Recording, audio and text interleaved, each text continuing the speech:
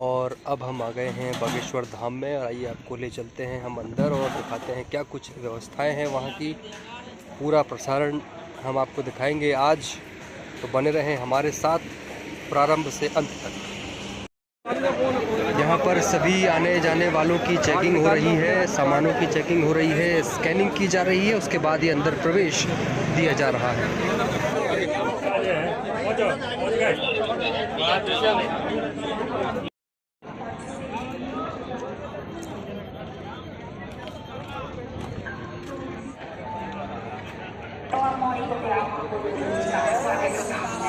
जय श्री राम, जय श्री राम। बहुत सारे मिलने हैं जो हम कभी जिंदगी में नहीं दे पाने, वो मुझे दे रहे हैं। जवानी से काम बागेश्वर धाम की, बागेश्वर धाम की, बालाजी महाराज की, पूज्यपाद सन्यासी बाबा की, भारत माता की, भारत माता की।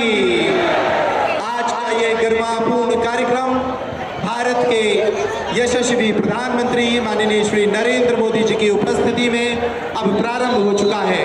जिन पलों की हम प्रतीक्षा कर रहे थे वे पल आ चुके हैं। जिन क्षणों का हमें बेसब्री से इंतजार था वे क्षण आ चुके हैं। बालाजी के दर्शन के उपरांत और पूज्य गुरुदेव भगवान से भेंट के उपरांत माननीय श्री नरेंद्र मोदी जी ऋषियों की इस तपोभूमि बागेश्वर धाम पर पधार चुके हैं। हम उनका हार्दिक अभिनंदन करते हैं। मैं आग्रह करता हूं आप सभी जनमानस से कि अपने स्थान पर ही बैठकर करतल ध्वनि के साथ उनका अभिनंदन करें। और अब मैं आग्रह करता हूं बागेश्वर धाम के पीठाधीश्वर पूज्य गुरुदेव भगवान से कि वे मंच पर पधारे। माननीय देश के प्रधानमंत्री के हनुमान यंत्र अभिमंत्रित है। पूज्य गुरुदेव भगवान के द्वारा देश के प्रधानमंत्री जी को भेंट किया जा रहा है, इस आशा के साथ कि वे हनुमान जी उन्हें बल और सामर्थ्य दें कि वे देश की सेवा इसी तरह करें। अब मैं आग्रह करता हूं बालाजी का एक विग्रह प्रधानमंत्री जी को भेंट किया जा रहा है। ये वो अनुपम छवि है बागेश्वर बालाजी की, जिनके दर्शनों के लिए देश और दुनिया के लोग बागेश्वर धाम आते हैं, रोते हुए आते हैं और हंसते हुए जाते हैं। ये वो विग्रह उन्हें भेंट किया गया। और अब धाम से जुड़ा साहित्य गुरुदेव भगवान द्वारा रचित पुस्तक देश के जनमानस के लिए जो उन्होंने लिखी, सनातन धर्म क्या है, यह वो पुस्तक जो उन्होंने विद्यार्थियों को ध्यान में रखते हुए लिखी थी, सनातन धर्म की छोटी छोटी बातों से उन्हें अवगत कराने के लिए। और अब मैं आग्रह करता हूं कि एक स्मृति चिन्ह भी भेंट करें। इस स्मृति चिन्ह जो बागेश्वर जन सेवा समिति की ओर से इस विराट महोत्सव की स्मृति उन्हें दिलाता रहेगा। आप करतल ध्वनि से स्वागत करें। इन अवसरों का मैं आग्रह करता हूं पूज्य महाराज श्री से कि वे एक स्मृति चिन्ह के माध्यम से मध्य प्रदेश के पल। और अब मैं आग्रह करता हूं हमारे मंच पर विराजमान हैं पूज्य जगत गुरु भगवान, उनकी गरिमामयी उपस्थिति में ये साहित्य और अंगवस्त्र वो देश के प्रधानमंत्री जी को भेंट कर रहे हैं आशीर्वाद स्वरूप, ताकि देश के प्रधानमंत्री जो दुनिया भर में रहने वाले करोड़ों हिंदुओं की आशाओं के प्रतीक हैं, उन आशाओं के संरक्षक हैं, वो इसी तरह देश की सेवा करते रहें। इन अनुपम पलों के साथ अब मैं आग्रह करता हूं बागेश्वर धाम सरकार यानी परम पूज्य गुरुदेव भगवान को कि वे आए और अपनी वाणी से देश के यशस्वी प्रधानमंत्री जी का इस भव्य आयोजन में स्वागत करें। पूज्य गुरुदेव भगवान आप सभी करतल ध्वनि से स्वागत करें।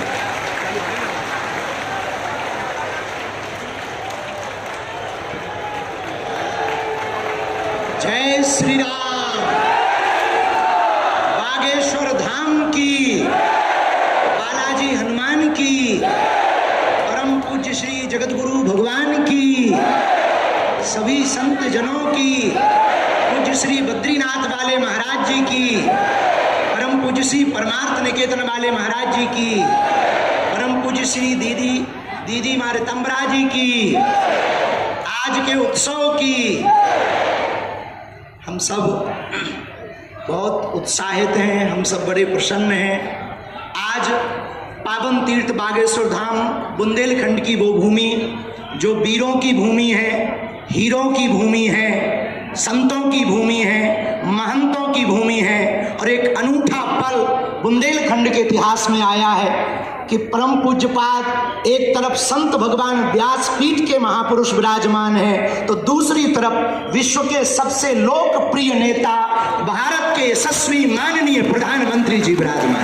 जोरदार ताली बजा करके हम सब पूरा बागेश्वर परिवार स्वागत करें। हम सब जोरदार ताली बजा करके आपका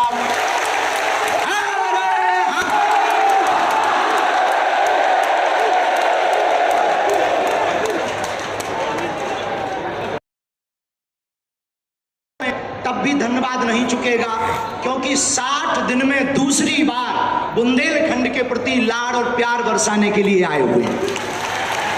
और वो प्रधानमंत्री जी जो अमेरिका में अगली पंक्ति में खड़े होकर के वहां के प्रधानमंत्री भी ट्रंप कहते हैं the great prime minister of India. America में स्वागत पाकर अब एक छोटे से गांव गड़ा में आए हैं। ऐसे प्रधानमंत्री मिलना मुश्किल है जो गाय की बात करते, गंगा की बात करते, तो गरीबों की भी बात करते। ऐसे प्रधानमंत्री जी मिलना बहुत कठिन है जो दल से नहीं दिल से देश की सेवा करते हैं। ऐसे प्रधानमंत्री जी हम सबको मिले हैं कि हम बहुत गर्व के साथ कह सकते, दीदी माँ भी विराजमान है, 500 साल की सनातनियों की लड़ाई को उन्होंने ऐसे जीत करके बता दिया। लोग कहते थे परंदा पर नहीं मारेगा, उन्होंने राम लला के साथ बैठा दिया। तो कुछ लोगों ने कहा कि भैया मंदिरों से क्या होगा, तो हमने जब अपना छोटा सा निमंत्रण माननीय प्रधानमंत्री जी को रखा कि हमारी सामर्थ्यता तो नहीं, गांव गड़ा है, छोटा सा स्थान है, बालाजी का स्थान है, हमारा निमंत्रण है, आपने बिना विलंब किए एक क्षण में कहा हम बनाते हैं और आते हैं। ये उदारता, हमें ये कहते हुए बहुत से लोग आज के बाद बहुत सी तरह तरह की बातें करेंगे, हमें उससे कोई फर्क नहीं पड़ता है। इसलिए फर्क नहीं पड़ता है कि हमने ऐसे प्रधानमंत्री को पाया है जो सरहद पर खड़े जवानों की बात करता है तो खेत में खड़े किसानों की बात करते हैं। हमने ऐसे प्रधानमंत्री को पाए हैं हम सब ने जो संतों की भी चर्चा करते हैं, महंतों की भी चर्चा करते हैं, और ऐसे प्रधानमंत्री को हमने पाया है जिनका विजन और मिशन 2037 तक भारत को विकसित राष्ट्र के रूप में देखना चाहते हैं। आज एक नवाचार इस विकसित भारत में होने जा रहा। बुंदेलखंड की धरती से हमारे प्रियजनों, बागेश्वर धाम, पूरे भारत के लोगों, अभी तक अस्पतालों में मंदिर थे, अब मंदिर में अस्पताल होगा। और पूरे बुंदेलखंड के लिए ये सबसे बड़ा उपहार है, सबसे बड़ा वरदान है। आप जब से प्रधानमंत्री पद पर आसीन हुए श्री मोदी जी, तब से पाकिस्तान वाले भी कह रहे हैं कि हमें भी वापस मिला लो। ऐसी विकास की गति से भारत बढ़ रहा है, ऐसी गति से अपना देश चल रहा है। और एक बात बहुत हम विनम्रता पूर्वक आपको प्रार्थना करें, हमारे संत महात्मा विराजमान हैं, विदेशों से भी लोग यहाँ विराजमान हैं, एनआरआई सभी वर्गों के लोग हैं, यशस्वी माननीय मुख्यमंत्री जी हैं, हमारे क्षेत्रीय सांसद जी भी हैं। एक बात हम कह दें, विश्वामित्र का भारत विश्वमित्र की भूमिका निभा रहा है। कल तक जो पिछली पंक्तियों में भारत को खड़ा किया जाता था, आज रेड कारपेट बिछा करके पूरा विश्व स्वागत कर रहा। बुरा ना मानना, हम बात को विराम करने के पहले कह दें, यूक्रेन वाले प्रधानमंत्री जी की पुतिन से बात नहीं होती, पुतिन की ट्रंप से नहीं होती, लेकिन एक अपने प्रधानमंत्री जी हैं जो तीनों से कर लेते हैं। अद्भुत ये देखना, ये विश्वमित्र भारत है हमारा, जो वर्तमान में विश्वमित्र की भूमिका निभा रहा। और अद्भुत देखना, गड़ा गांव बागेश्वर धाम सन्यासी बाबा की तपोभूमि पर आ गए तो भैया आपने अपने माननीय प्रधानमंत्री जी ने अपने विजन और मिशन से चांद पर भी तिरंगा फहरा। अब आप आ गए हैं तो हमें लगता है हमारा बुंदेलखंड निश्चित रूप से आपको बहुत बहुत सब बधाई दे रहे हैं, आशीर्वाद दे रहे हैं, सब साधुवाद दे रहे हैं, सब आपके प्रति बहुत भाव प्रकट कर रहे हैं। अत्यधिक ना कहें क्योंकि ज़्यादा पूज्यपाद गुरुजी भी बैठे, ज़्यादा कुछ बोल जाएंगे तो गड़बड़ हो जाएगा, लेकिन अंत में यही कहेंगे आपका स्नेह जो बुंदेलखंड के प्रति है वो बना रहे और हमारा बुंदेलखंड और हमारा देश आपके नेतृत्व में ऐसे ही दिशा और दशा सुधार करता हुआ विकसित राष्ट्रों में पहुंचे। हम साधु समाज और बुंदेलखंड वासी तो हम वो है कि राम जी को 14 साल का वनवास मिला था तो 12 साल यहीं रख लिया था चित्रकूट में। तो हम चाहेंगे कि आप ऐसे ही बार बार आते रहें। बुंदेलखंड के लिए यह अस्पताल लगभग 2 से 3 वर्ष में पूर्ण करेंगे। सबके सहयोग से आप आ गए तो हो ही जाना है और इसको मेडिकल कॉलेज बनाने का हमारा विचार है। और बालाजी पूर्ण करवाएंगे, सन्यासी बाबा का तप इसको पूर्ण करवाएंगे। अब अस्पतालों से कृपा भी मिलेगी, दवा भी मिलेगी, ज्ञान भी होगा तो विज्ञान भी होगा। और हम आपको निवेदन करें, अतिशयोक्ति हो जाए तो क्षमा करना, हमारे ब्याह में भले ही ना आप आइयो, पर उद्घाटन में अगर समय मिल जाए तो आप। माननीय प्रधानमंत्री जी अभी जब माता जी को मिल रहे थे तो हमारी माता जी से कह रहे थे हम तुम्हारी माता जी पर्ची खोल रहे। माता जी से बोले अब तुम्हारे मन में ये चल रहा है कि ब्याह हो जाए। उस वक्त हम नहीं कह पाए, हम कहेंगे हमारी बारात में आप बिल्कुल।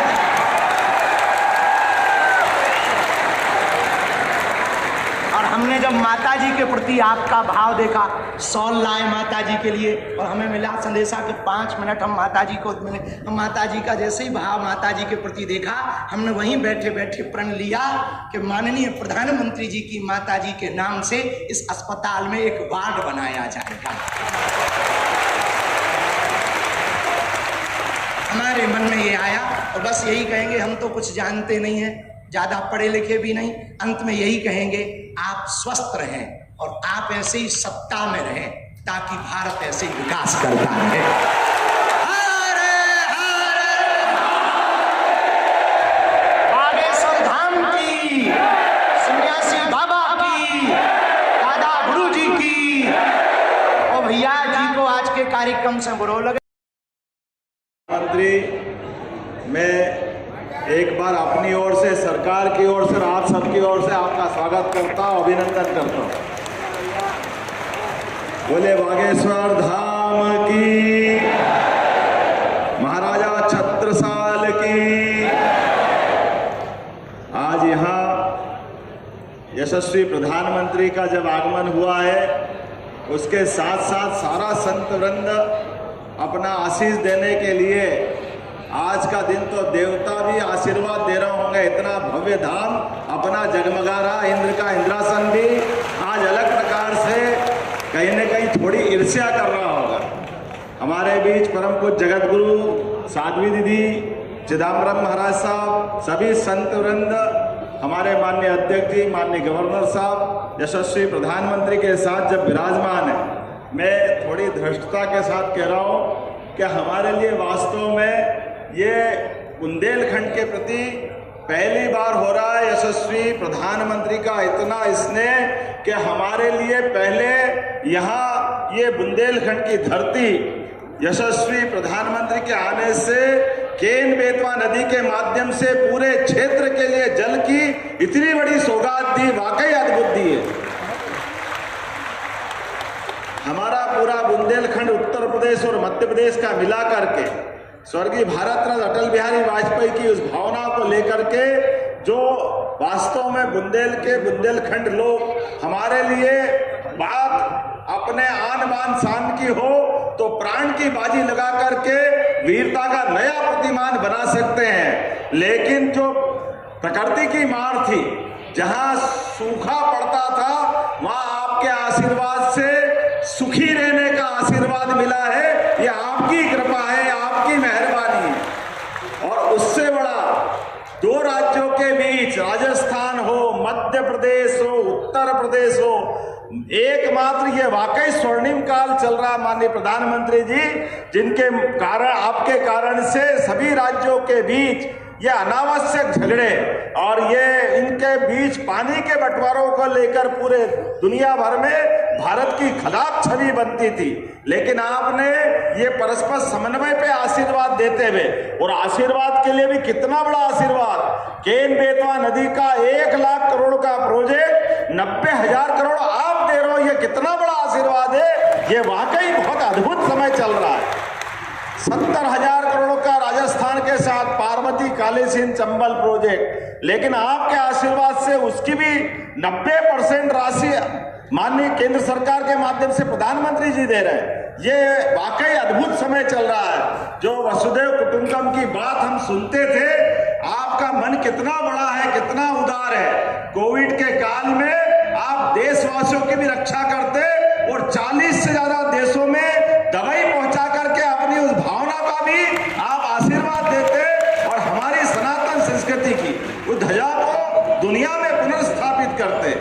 आज के इस अवसर पर मैं आपका और विनम्रता के साथ, एक मेरे मन में भी और आप सबके मन में अलग से एहसास हुआ होगा, माननीय प्रधानमंत्री जी विकास के लिए हमको आशीर्वाद देने आए हैं, लेकिन विकास में मंदिरों का भी योगदान होना चाहिए, मंदिरों की भी अलग से दिशा होना चाहिए।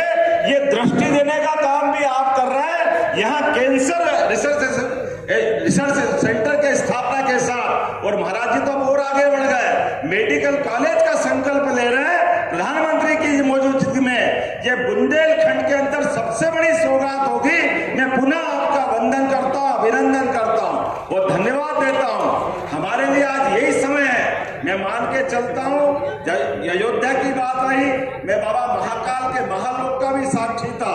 माननीय प्रधानमंत्री जी के माध्यम से ये जो हमारे अपने धार्मिक आस्था के केंद्रों पर ये जो नई नवीन दृष्टि पड़ रही है कि हमारे आस्था के केंद्र भी जगमगाए, लेकिन जीवन उपयोगी उन सारी चीजों के प्रति भी ध्यान जाना चाहिए। ऐसे में हेल्थ डिपार्टमेंट को लेकर के हमारी सरकार ने भी पिछले दिनों आपके आशीर्वाद से सरकार बनने के बाद 3 मेडिकल कॉलेज का लोकार्पण किया है। 12 मेडिकल कॉलेज पीपीपी मॉडल पे आ रहे हैं, लेकिन सच में अपने मंदिरों में कैंसर हॉस्पिटल का आपने निर्माण कराने के लिए आशीर्वाद देने का जो हमको अवसर दिया, ये पूरे देश के लिए नई मिसाल बनेगा।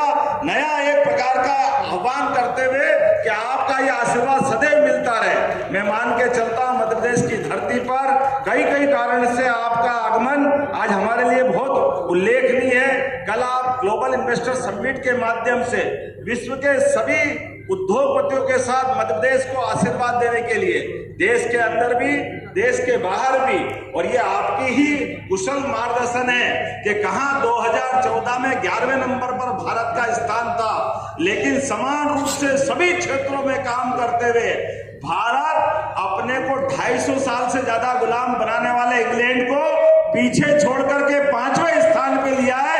ये आपकी कृपा है, आपकी अपनी कुशल नेतृत्व क्षमता है। और निश्चित रूप से आपके नेतृत्व में अब जर्मनी और जापान भी ज्यादा देर नहीं लगेगी। आप सभी क्षेत्रों में जिस प्रकार से आशीर्वाद दे रहे हैं, मैं आपका पुनः वंदन करता हूं, अभिनंदन करता हूं और उम्मीद करता हूं कि आपका आशीर्वाद इसी प्रकार से मध्य प्रदेश को मिलता रहेगा।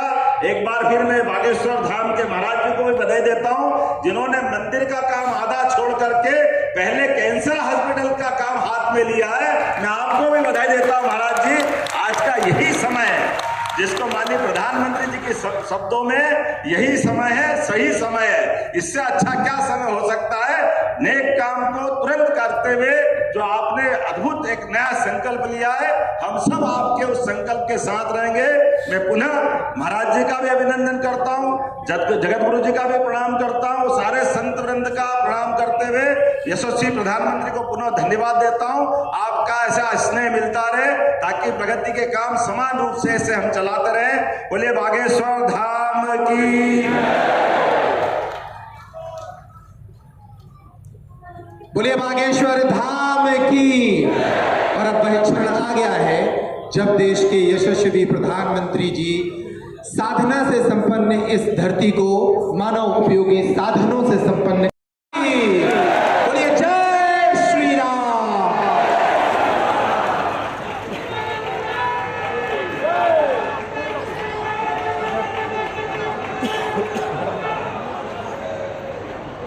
भैया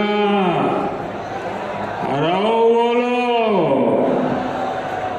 मतंगेश्वर भगवान की, बागेश्वर धाम की जय, जटाशंकर धाम की। अपुन औरण खां मोरी तरफ से दो ही हाथ जोड़ के राम राम जो। कार्यक्रम में उपस्थित मध्य प्रदेश के गवर्नर श्री मंगू भाई पटेल, मुख्यमंत्री भाई मोहन यादव जी, जगत गुरु पूज्य राम भद्राचार्य जी, बागेश्वर धाम के पीठाधीश्वर श्री धीरेन्द्र शास्त्री जी, दीदी मां साध्वी ऋतंबरा जी, स्वामी चिदानंद सरस्वती जी, महंत श्री बालक योगेश्वर दास जी, इसी क्षेत्र के सांसद विष्णुदेव शर्मा जी, अन्य महानुभाव और प्यारे भाई और बहनों, बहुत ही कम दिनों में मुझे दूसरी बार वीरों की इस धरती बुंदेलखंड आने का सौभाग्य मिला है। और इस बार तो बालाजी का बुलावा आया है।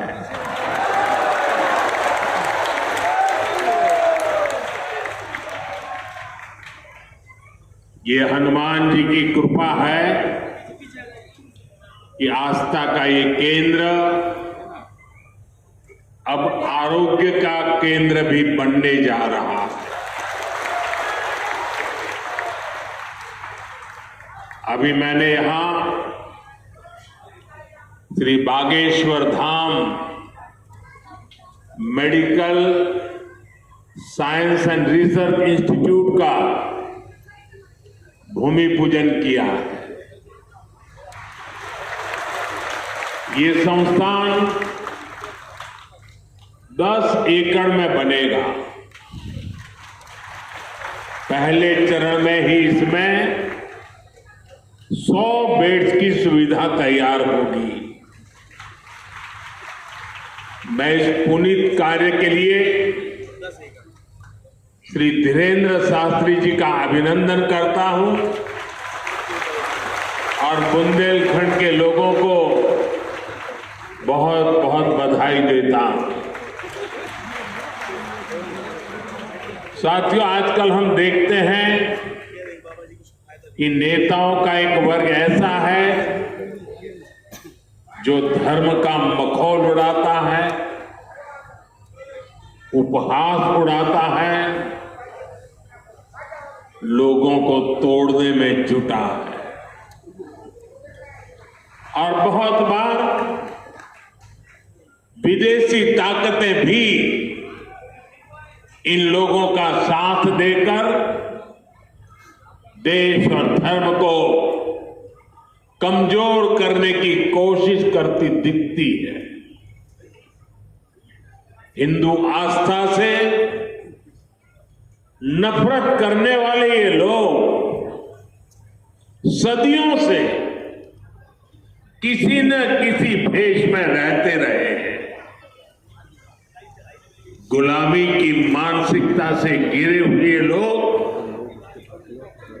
हमारे मत, मान्यताओं और मंदिरों पर, हमारे संत, संस्कृति और सिद्धांतों पर हमला करते रहते हैं।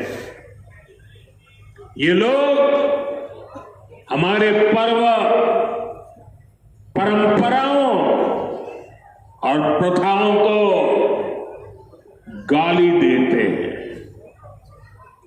जो धर्म, जो संस्कृति स्वभाव से ही प्रगतिशील है, उस पर ये कीचड़ उछालने की हिम्मत दिखाते हैं।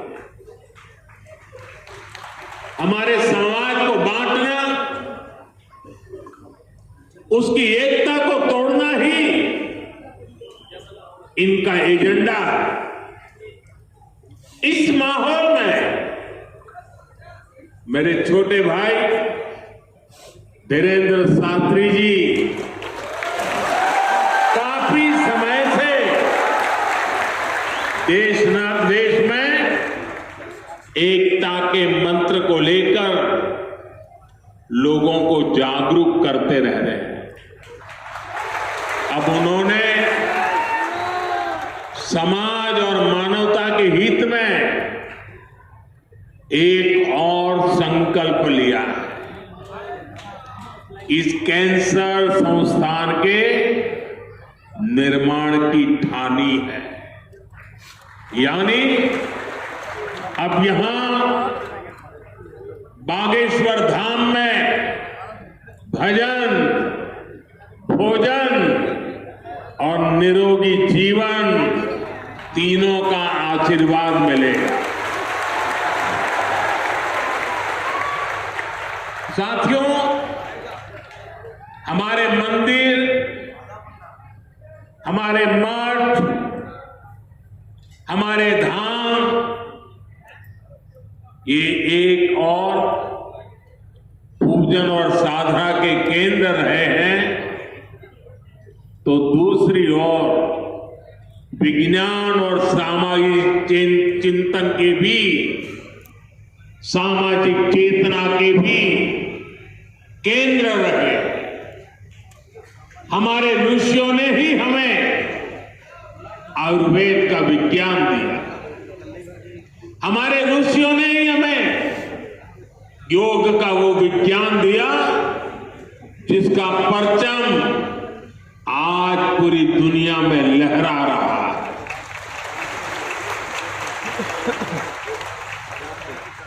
हमारी तो मान्यता ही है, परहित सरिस धर्म नहीं भाई, अर्थात दूसरों की सेवा, दूसरों की पीड़ा का निवारण ही धर्म है। इसलिए नर में नारायण, जीव में शिव, इस भाव से जीव मात्र की सेवा, यही हमारी परंपरा रही है। आजकल हम देख रहे हैं महाकुंभ की हर तरफ चर्चा हो रही है। महाकुंभ अब पूर्णता की ओर है। अब तक करोड़ों लोग वहां पहुंच चुके हैं। करोड़ों लोगों ने आस्था की डुबकी लगाई है, संतों के दर्शन किए हैं। अगर इस महाकुंभ की तरफ नजर करें तो सहज भाव उड़ जाता है, ये एकता का महाकुंभ है। आने वाली सदियों तक 144 वर्ष के बाद हुआ ये महाकुंभ एकता के महाकुंभ के रूप से प्रेरणा देता रहेगा और देश की एकता को मजबूती देने का अमृत परोसता रहेगा। लोग सेवा भाव से लगे हुए हैं। जो भी कुंभ में गया है, एकता के दर्शन तो किए ही हैं, लेकिन जिन जिन से मेरा मिलना हुआ है,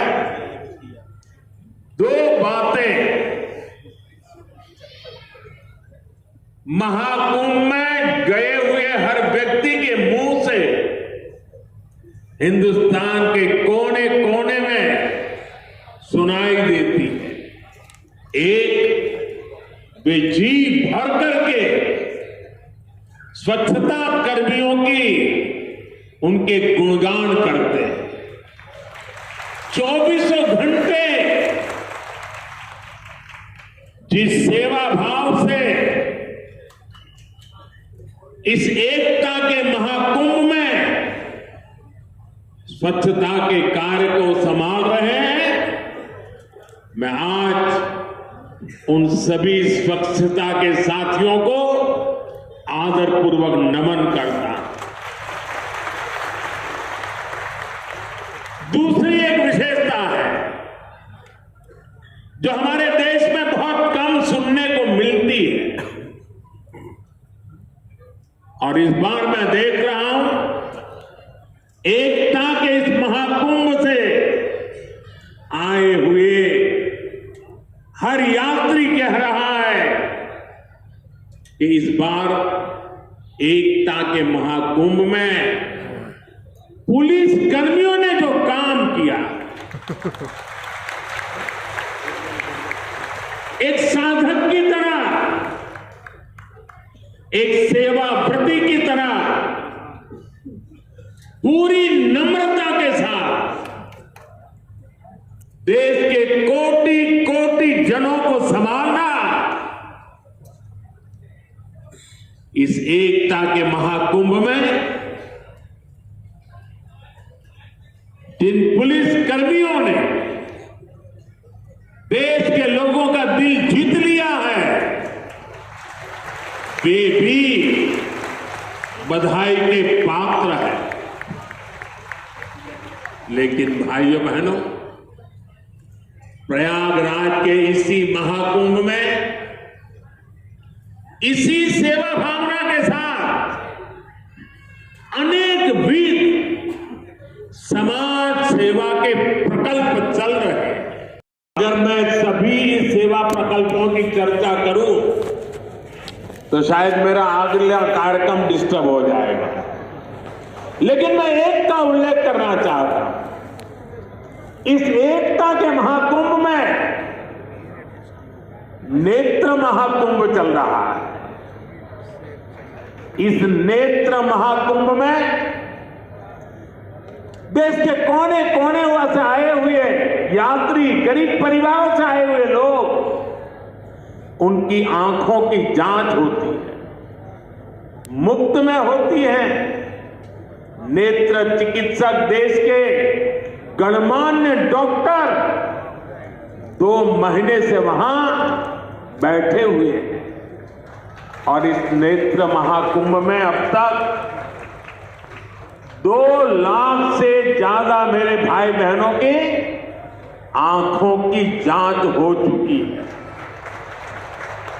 करीब 1.5 लाख लोगों को निःशुल्क दवाई और चश्मे दिए गए, और कुछ लोग ऐसे पाए गए जिनके मोती बिंदु के ऑपरेशन की जरूरत थी।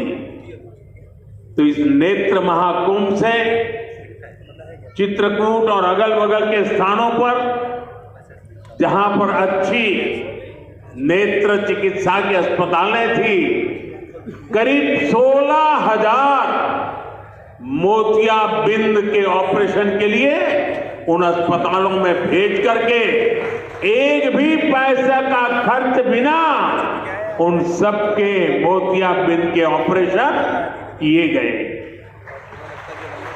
ऐसे कितने ही अनुष्ठान इस एकता के महाकुंभ में चल रहे हैं।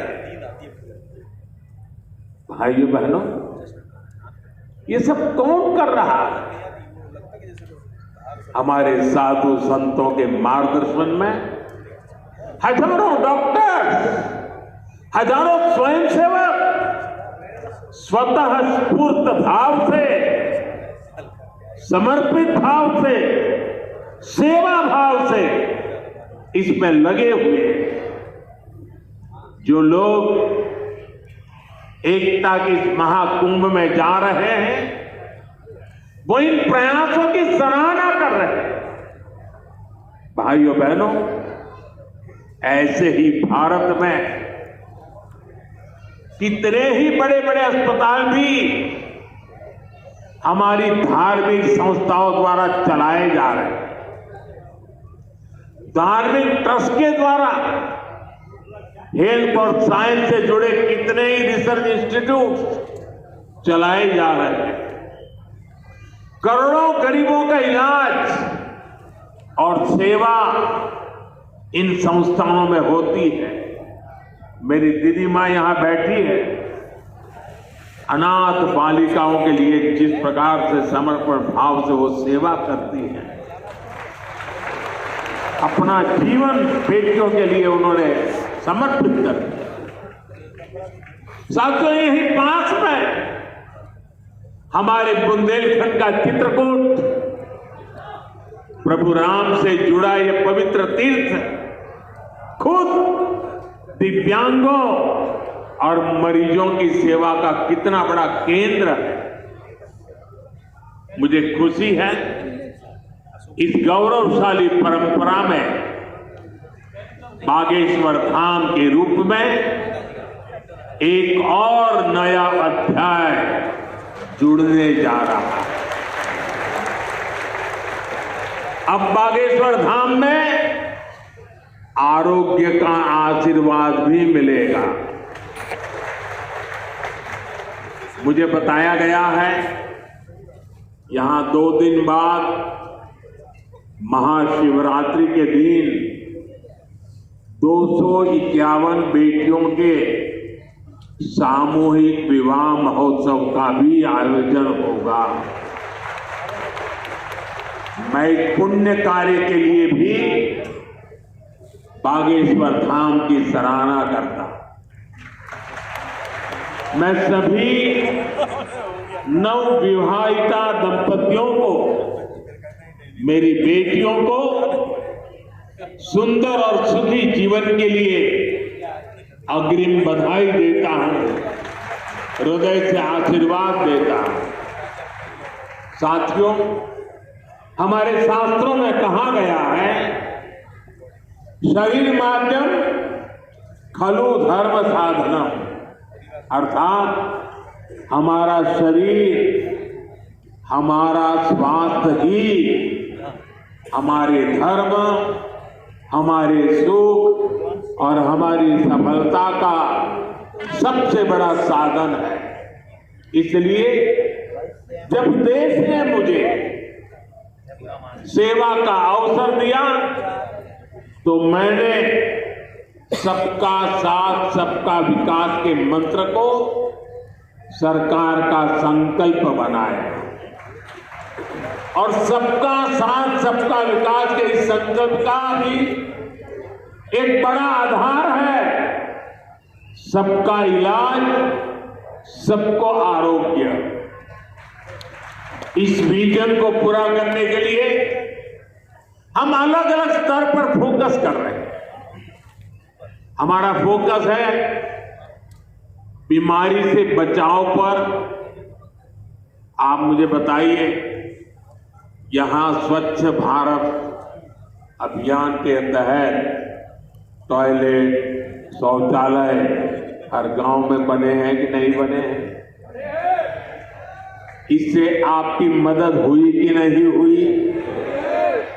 आपको पता है शौचालय बनने से एक और फायदा हुआ है। शौचालय बने हैं तो गंदगी से होने वाली बीमारियां भी कम हुई।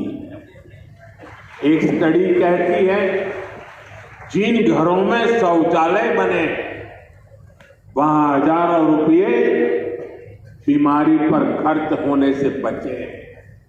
साथियों, 2014 में हमारी सरकार आने से पहले हालात ये थी कि देश में गरीब जितना बीमारी से नहीं डरता था, उससे ज्यादा डर उसे इलाज के खर्च से लगता था। अगर परिवार में कोई एक व्यक्ति भी गंभीर बीमारी का शिकार हो जाए तो पूरा परिवार संकट में आ जाता। मैं भी आप सबकी तरह गरीब परिवार से निकला, मैंने भी इन तकलीफों को देखा और इसलिए मैंने संकल्प किया है मैं इलाज का खर्च कम करूंगा और आपकी जेब में ज्यादा से ज्यादा पैसे बचाऊंगा। मैं आपको बार बार हमारी सरकार की कुछ योजना, कल्याणकारी योजनाओं की जानकारी देता रहता ताकि एक भी जरूरतमंद योजनाओं से छूटे नहीं। इसलिए मैं कई जरूरी बातें आज फिर यहां दोहरा रहा हूं और मैं आशा करता हूं आप इसे याद भी रखेंगे और अपने परिचितों को जरा बताएंगे भी। बताएंगे ना? पक्का बताएंगे? ये भी सेवा का ही काम है। इलाज के खर्च का बोझ कम होना चाहिए कि नहीं होना चाहिए? इसलिए मैंने हर गरीब के मुफ्त इलाज की व्यवस्था कर दी। 5 लाख तक का इलाज बिना किसी खर्च के किसी बेटे को अपने माँ बाप के इलाज के लिए 5 लाख रुपए तक खर्च नहीं करना पड़ेगा। ये दिल्ली में आपका जो बेटा बैठा है ना, वो काम वो करेगा। लेकिन इसके लिए आपको आयुष्मान कार्ड बनवाना है। मुझे आशा है कि यहां बहुत सारे लोग होंगे जिनका आयुष्मान कार्ड जरूर बना होगा। जिनका नहीं बना है वो भी जल्दी से बनवा ले। और मैं मुख्यमंत्री जी को भी कहूंगा कि इस काम को, इस क्षेत्र में अगर कोई छूट गए हो तो तेजी से इसको आगे बढ़ाया जाए। साथियों, एक और बात आज आपको याद रखनी है। अब गरीब, अमीर, मध्यम वर्ग, कोई भी परिवार हो, परिवार में 70 साल से अधिक उम्र के सभी बुजुर्गों के लिए भी मुफ्त इलाज के लिए आयुष्मान कार्ड बन रहे हैं। ये कार्ड भी ऑनलाइन ही बन जाएंगे। इसके लिए कहीं किसी को कोई पैसा देना नहीं है और अगर कोई पैसे मांगता है तो सीधे मुझे चिट्ठी लिखना, बाकी काम मैं कर लूंगा।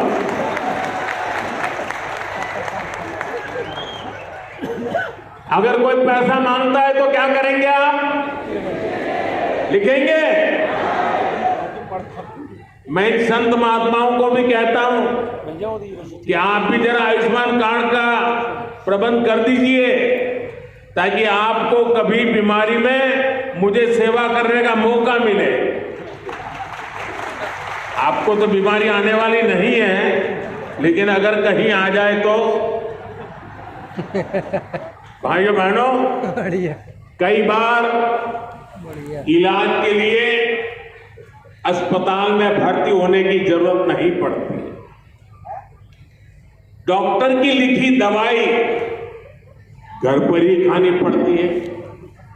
ऐसे में मेडिकल स्टोर से सस्ती दवाई मिले, मैंने इसका भी इंतजाम किया।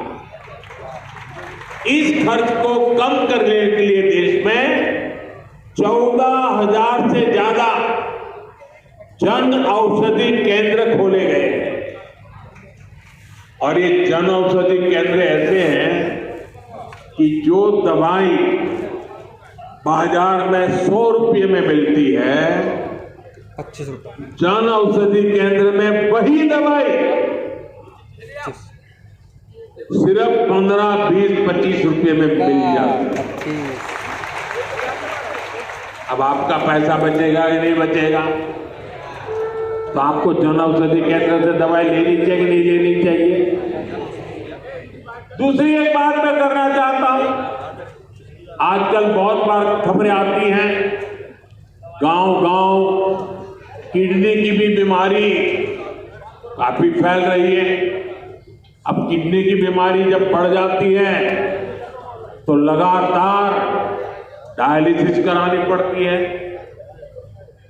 नियमित रूप से करानी पड़ती है, दूर दूर जाना पड़ता है, खर्चा बहुत लगता है।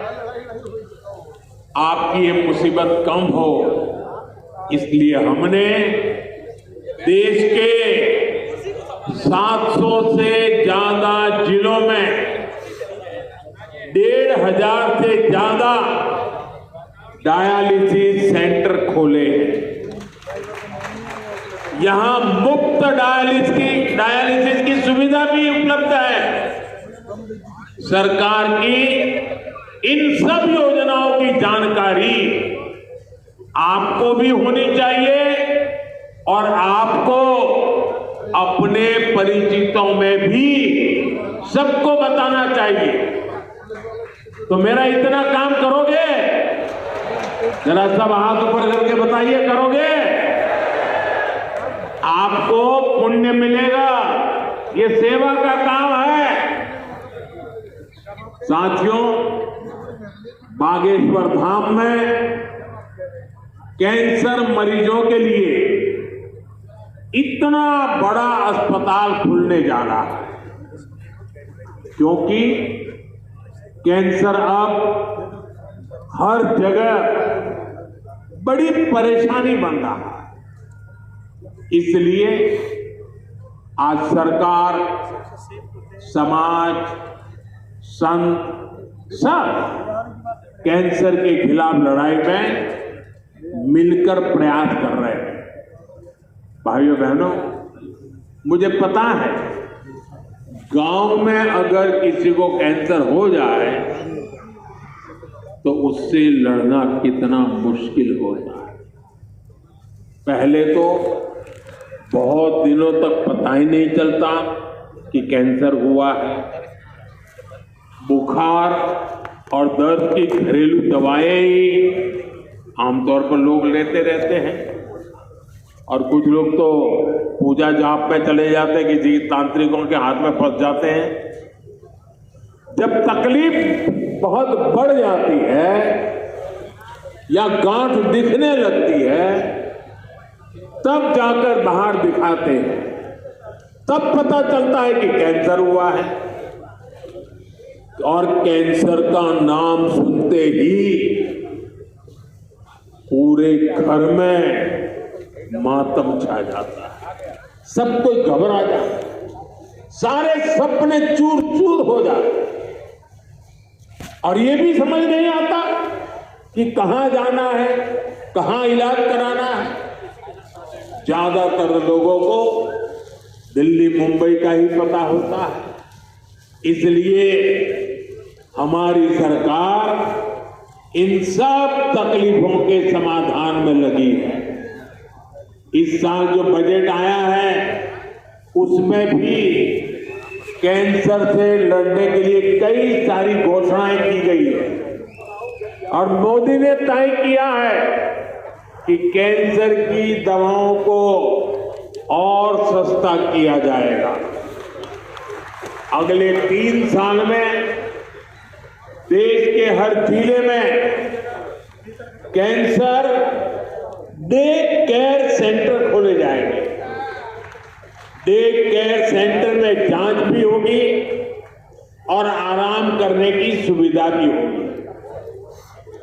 आपके पड़ोस में ही जो जिला अस्पताल है, चिकित्सा केंद्र है, वहां कैंसर क्लिनिक भी खोले जा रहे हैं।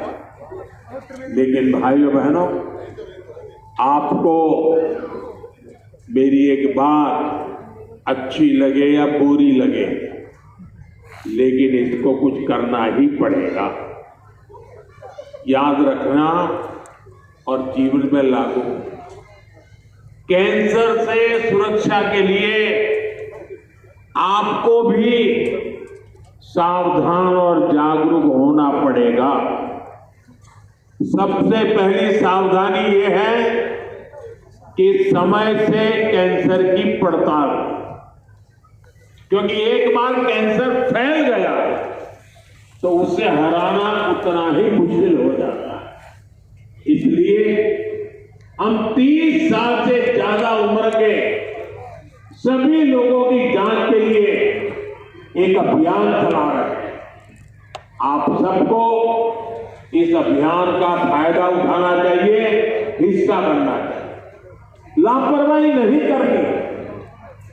थोड़ी सी भी शंका हो तो कैंसर की तुरंत जांच करवानी। एक और बात, कैंसर को लेकर सही जानकारी भी बहुत जरूरी है। ये कैंसर किसी को छूने से नहीं होता है। ये छुआछूत की बीमारी नहीं है, ये छूने से नहीं फैलती है। कैंसर का खतरा बीड़ी, सिगरेट, गुटखा, तंबाकू और मसाले से बढ़ता है। ये माताएं बहनें ज्यादा सोच रही है मेरी बात सुनकर। इसलिए कैंसर फैलाने वाले इस सब नशे से आपको तो दूर रहना ही है, औरों को भी उससे दूर रखना है।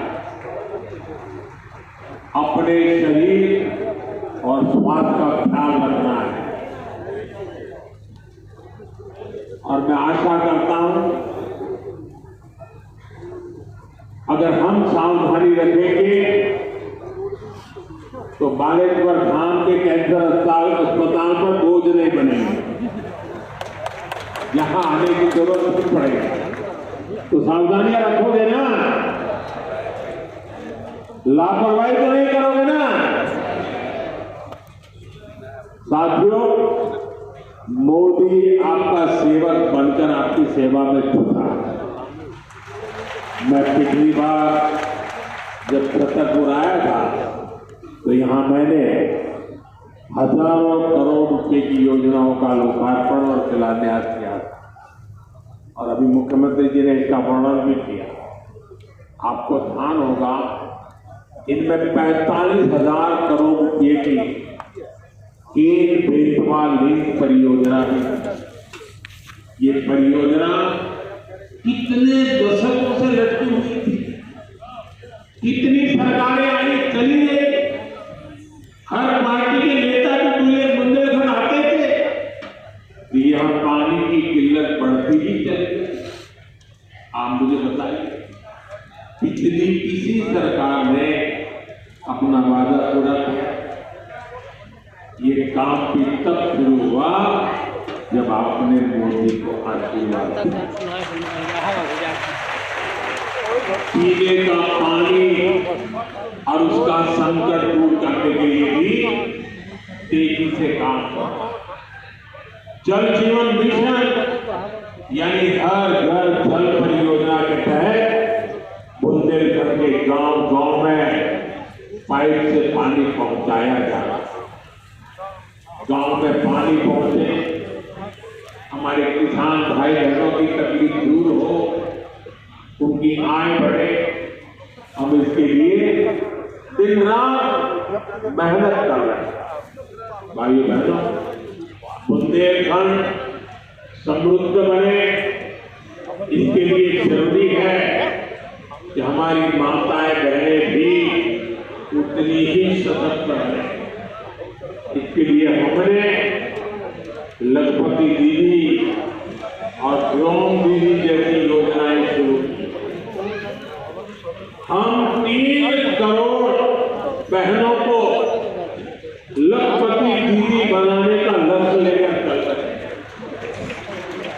बहनों को ड्रोन उड़ाने की ट्रेनिंग भी दी जा रही है। बुंदेलखंड में सिंचाई का पानी पहुंचेगा।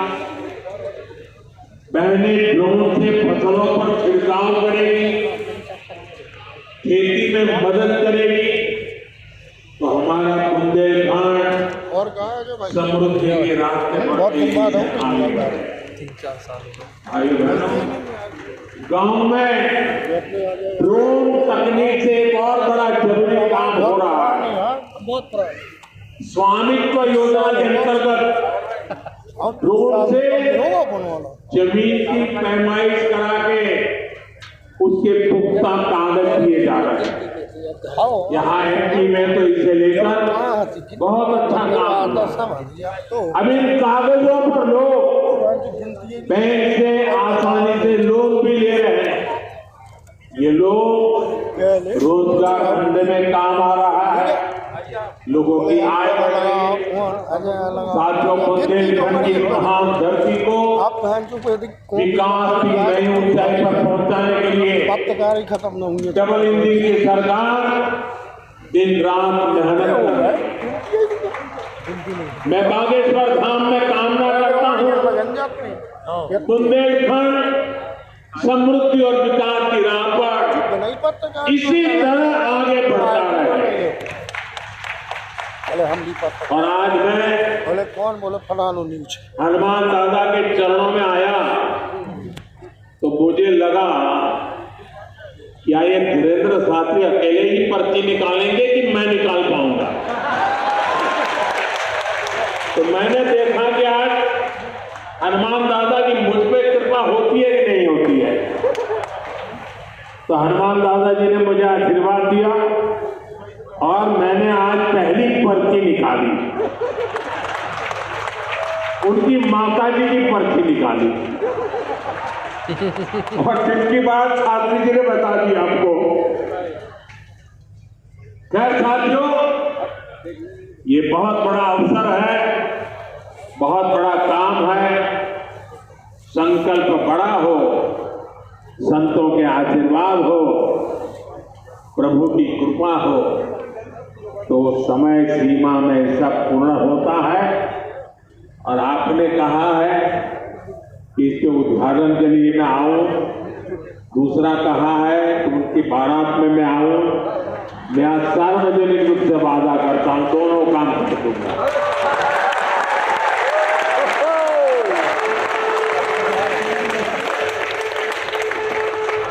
आप सभी को एक बार फिर मेरी बहुत बहुत शुभकामनाएं, बहुत बहुत धन्यवाद। हर हर महादेव।